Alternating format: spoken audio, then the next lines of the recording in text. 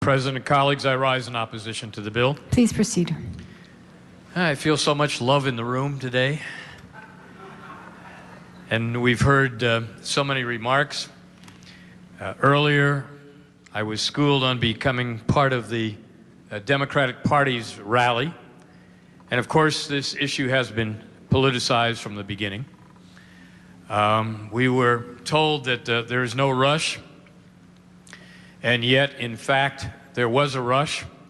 From the beginning, we were told that this was going to be a 5-day session, and then it was extended, and now we're into our third week. The governor, his hands are shaking.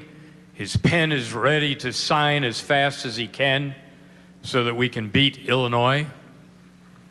And we were told by the majority leader, no less, that there will be no compromise, no delay. And then we learned that after we pass this bill into law, we'll all get together and have town meetings and discuss it and meet at Zippy's. I'm all for that. That's good. Reminds me of another piece of legislation. After we pass it, we'll read it. And then we'll find out what it's all about and what the unintended consequences are. Well, how's that working out for you with Obamacare? This is not a partisan issue, because we have leaders in both parties, in both houses, that have spoken in opposition. And yet those of us that do speak in opposition have been ridiculed, as have religious believers. We've been told basically that we're foolish. Other words were used, that our voices don't count. We were also told this morning that it is the hand of man that has bent the arc in a direction that man feels, or at least some men feel, and women, it should go. Not the hand of God, not the divinity that many of us still believe in, but man will bend that arc. We're also told, and we were told earlier, that we will hear from the people. My kudos go to the House, too, for their strength, for their patience, for their determination, and their strong bladders in all of the hearings. I believe it is incumbent upon all of us to listen to the people, to hear them, and then to act responsibly. And those of us that have different viewpoints, we have those viewpoints for various reasons. And you've heard many explanations this morning, none more important than another. But you've also heard the names of Martin Luther King and John Kennedy and others bandied about, and yet nowhere in my research have I found that any of these people came out for same-sex marriage. Love, yes. Compassion, yes. Equal rights, yes. As I had said a couple of weeks ago, and was reiterated by the good senator from Kapolei today, no court has ruled that marriage is a civil right. And yet we continue to try to change the language and try to make something into something it is not. We have debated this issue, and we have learned from people their different viewpoints. But in the end, this is kind of like the situation in the Middle East over thousands of years. You can try to force people to do something that they don't believe in, but it doesn't make it so. I agree with all my colleagues, however, that raise the issue of civility and respect. I think that should be paramount. And there have been losses on both sides, not just one side, on both sides. And there are organizations from the mainland and other places that have helped both sides, not one side. We are told that this is the wave, that this is our future. And people, I think, are really surprised at the passion and the participation over the last couple of weeks here at our Capitol. Parenthetically, a ranking came out a week ago that listed the political and social involvement of people within a state. And Madam President, Hawaii ranked last, as we so often do in all national rankings. We ranked last in people participating. Well, obviously, that survey was done earlier than 3 weeks ago, because we've seen an outpouring of individuals at this Capitol like no other time in our history. I, for one, think it's a wonderful thing, from people from both sides or three sides or four sides coming together and giving their point of view passionately, because of principle, because of what they believe in. I know that a lot of people do not understand, those in the religious community who have been so fervent in their opposition to this legislation. But walk in their shoes for just a moment. Look over the last 10 or 15 years. Look at our nation. Look at our state. Look at one by one our traditions and our values stripped away, usually in the courts, based on legislation that was passed in prior sessions. We are told not to be afraid, that nothing different is going to happen. It's not going to change our lives. And yet that's very naive, because we've seen in the past other legislation on other issues that in fact have changed our lives, have changed our values. And this is no exception. This will do many of the things that those who testified said it will do in terms of education, business, religion, and social conduct, because that is the aim of those folks who have continued over the decades to insist, unlike what was said earlier, to go where not just a question of not wanted, but not legally entitled to, until the laws were changed. And that's what we're doing, changing the laws and providing entitlement and privilege and license. And we can have all the fine words in the world. We can describe other situations, and we can, again, be very poetic about love, but this is not about love. And we can talk about emotional instances, and this should not be about emotion. It should be about the law. I'm always interested in people that quote our Constitution, and even conservatives, on one specific incident, while the rest of the time they usually talk about how unimportant those people and that Constitution is. And by the way, again, there was some misinformation early on about the Defense of Marriage Act. It was not repealed by the U.S. Supreme Court. Section 3 was repealed. And the Supreme Court did not give its stamp of approval on same-sex marriages. And by the way, just to remember, the vote on that particular bill was 5-4. And to remember, the individual who signed that bill into law was William Jefferson Clinton, a good card-carrying Democrat. I was at a neighborhood board meeting the other night, and I was questioned on my report and my opinion of how the not-so-special special session was going. And a young member of the board questioned me and said, "Why do you keep talking about that vote in 1998? My God, that was 15 years ago." And I pointed out to her that the Constitution was over 200 years, and that a constitutional amendment passed in Hawaii in 1998 still has the force of law and still will after the vote today.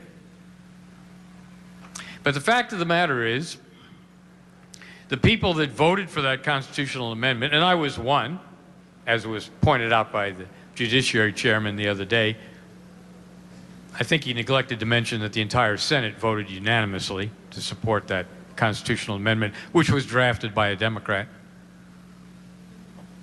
In that vote, people thought and were told and were led to believe and relied upon the government telling them, if you vote for this, you're voting for traditional marriage between one man and one woman. That's why over 70% of the vote went the way it did. And now we're told we should evolve and we should change that and grab onto the wave that's coming and sweeping the nation. Yet it's hard to believe from the testimony that we had over the last 3 weeks that there is a wave. It's not just people of one party. It's not just young people. It's not just religious people. People have differences. And you can't legislate morality. You can try, but you can't do it.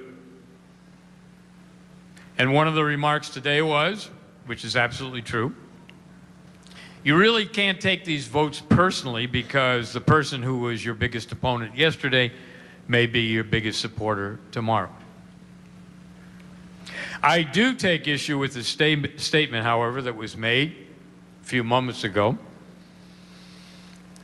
that the legislature has always done things for the people here, made life better, and this will be another example of that.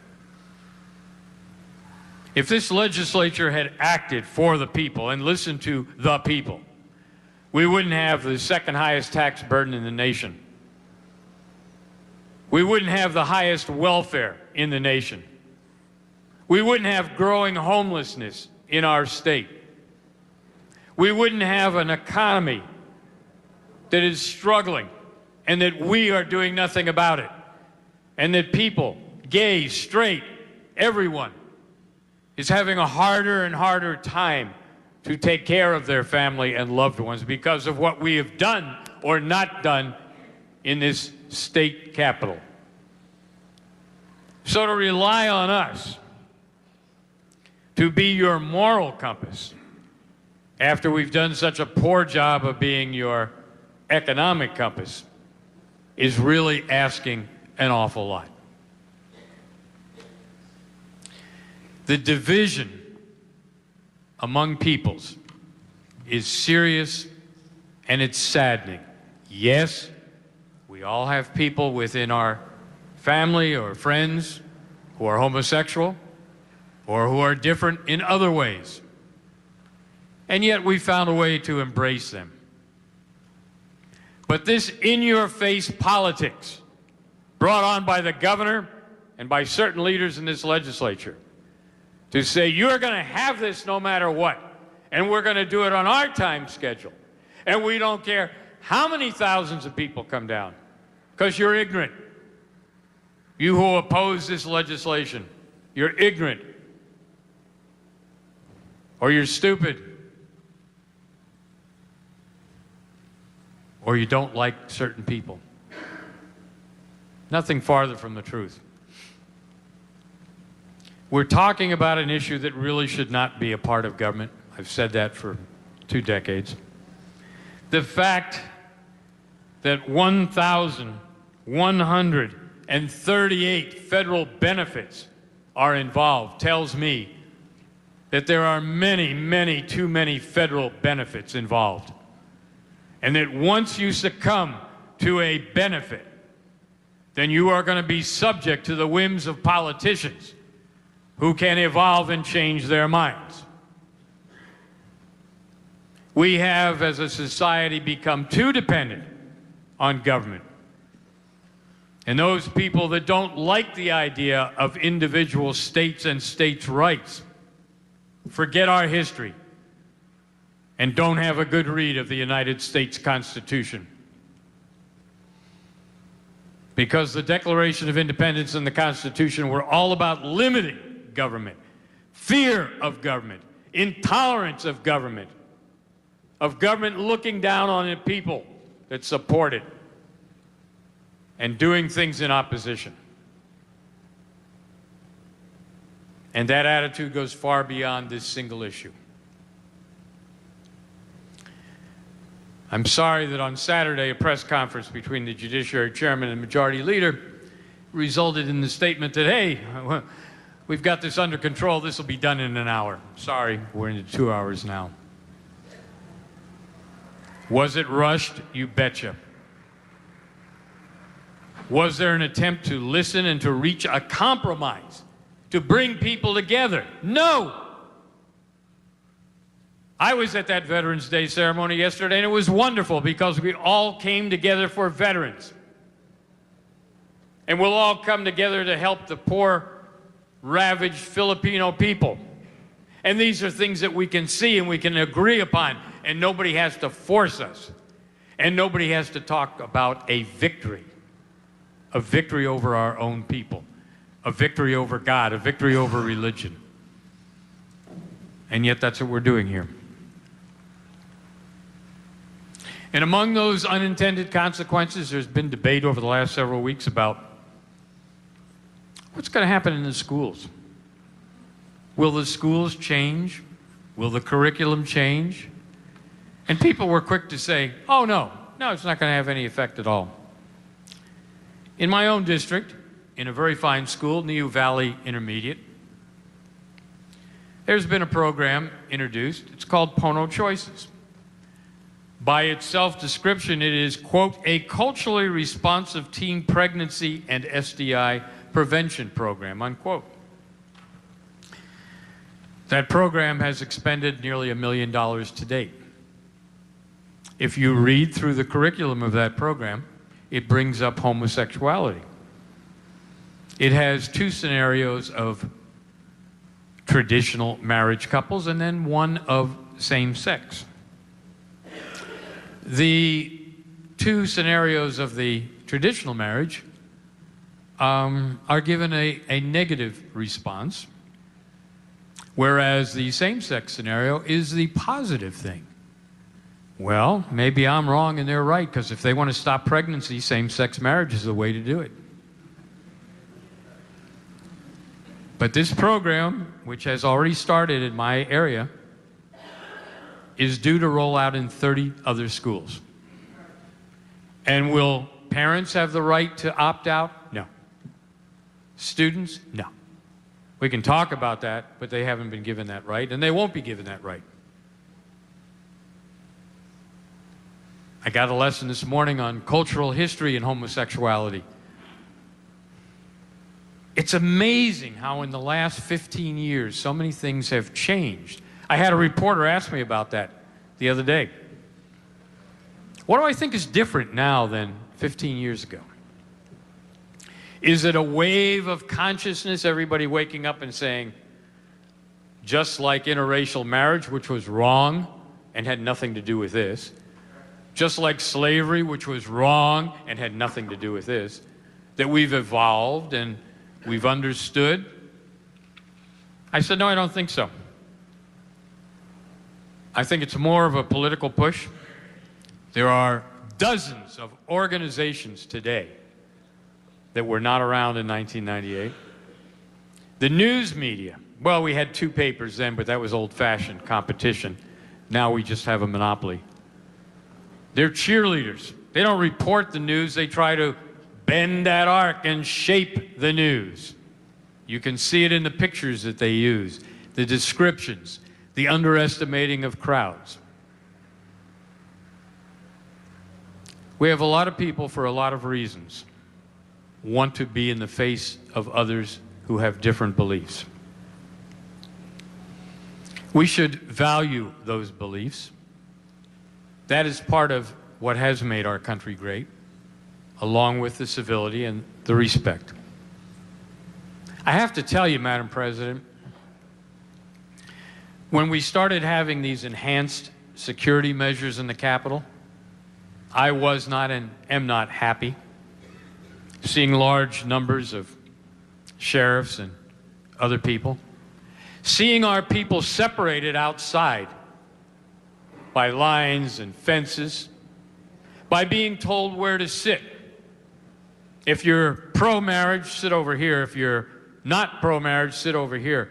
What do the people do that are pro-gay or pro-love, but don't happen to like that particular legislation. Where do they sit?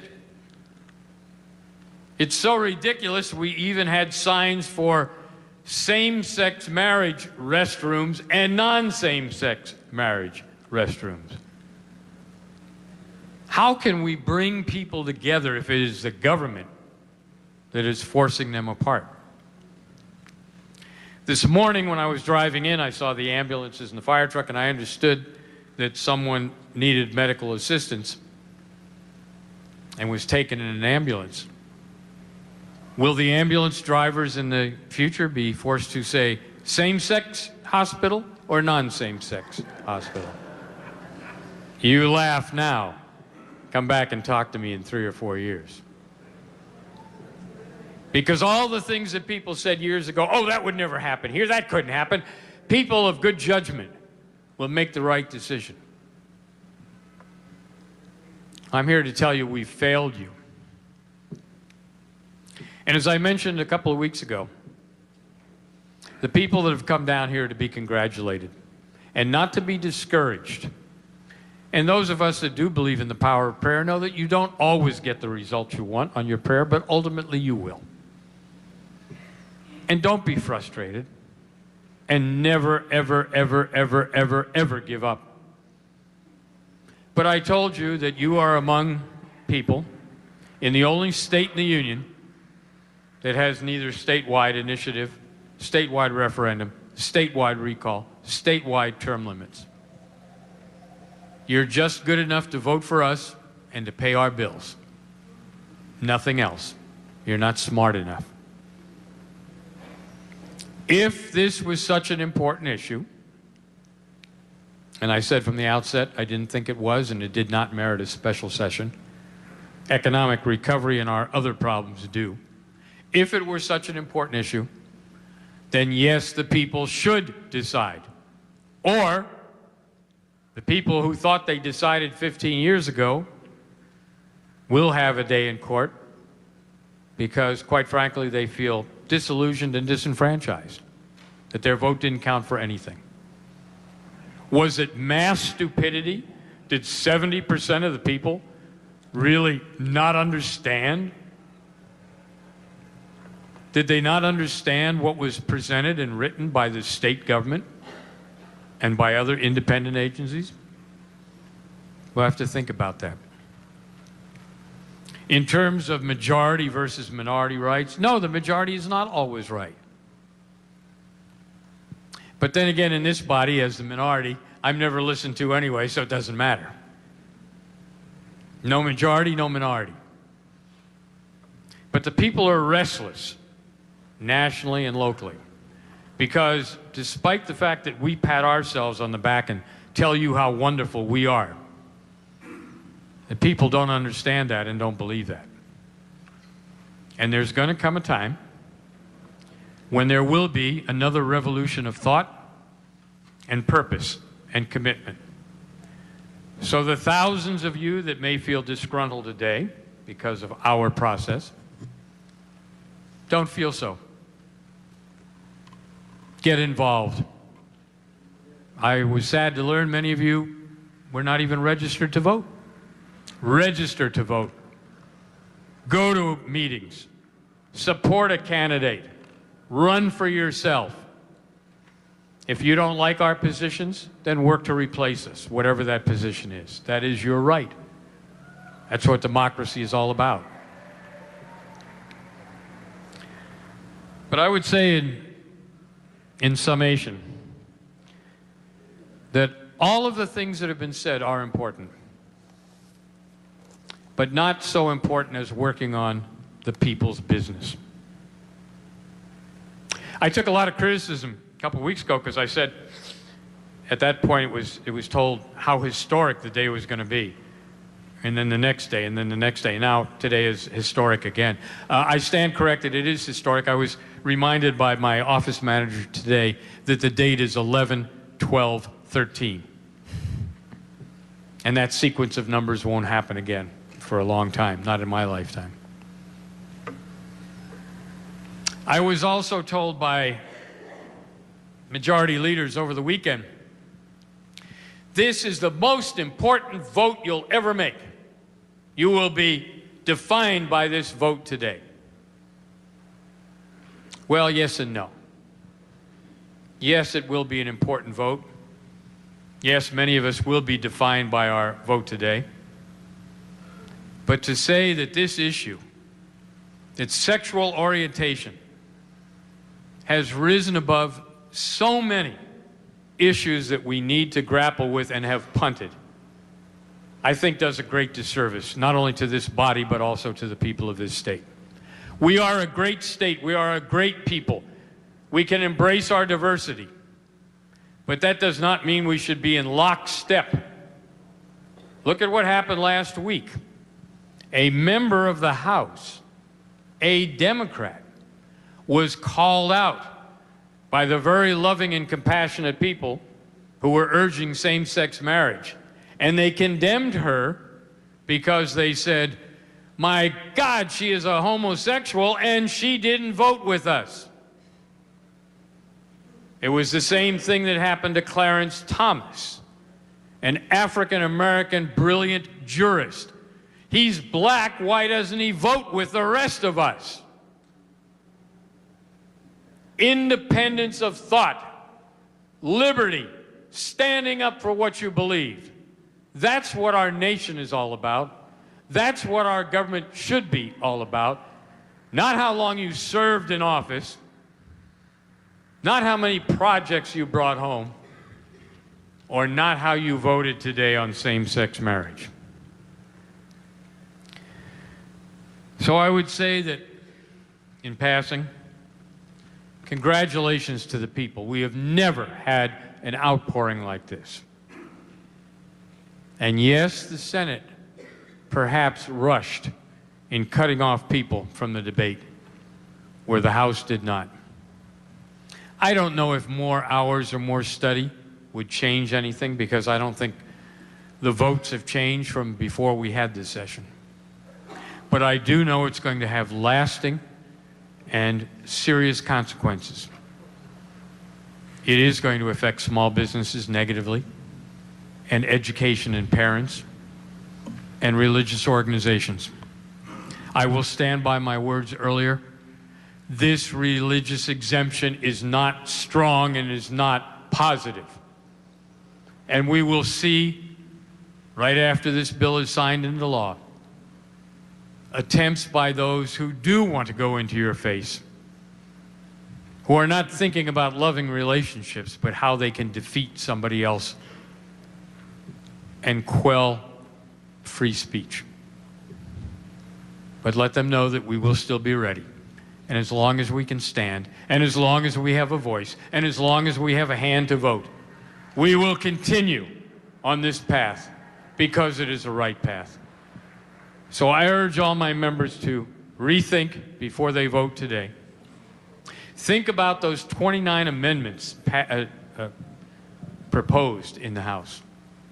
Many of them that the proponents of same-sex marriage had to admit were really good amendments. But they voted against them anyway. Why? Because they could. Just like when we passed reciprocal beneficiaries and many of us said it was flawed, it was. We had to come back afterwards. And after we passed civil unions, we said it was flawed, and it was. And we had to come back afterwards. So by your vote today, you're not erasing history, you're not erasing unintended consequences, but you're not bringing people together, and you're not doing the best that you can do as a legislator and servant of the people. Madam President, I call for a roll call vote. Thank you.